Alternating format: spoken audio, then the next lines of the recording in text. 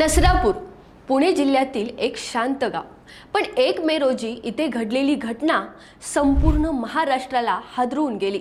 घरासमोर खेळणारी एक निष्पाप चिमुरडी, तिला एका 65 वर्षीय नराधमाने गोट्यात नेलं आणि तिथे जे घडलं ते ऐकूनही अंगावर काटा येतो।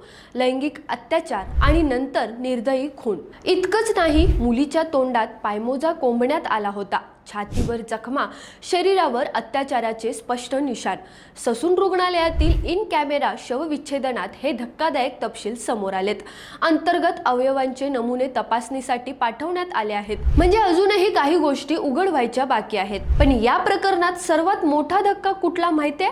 तो म्हणजे आरोपीच्या स्वतःच्या कुटुंबाची भूमिका। आरोपीची पत्नी आणि मुलगा थेट म्हणतात, आमचा त्याच्याशी काहीही संबंध नाही, त्याला फाशी द्या आणि त्याचा मृतदेह सुद्धा आम्हाला देऊ नका।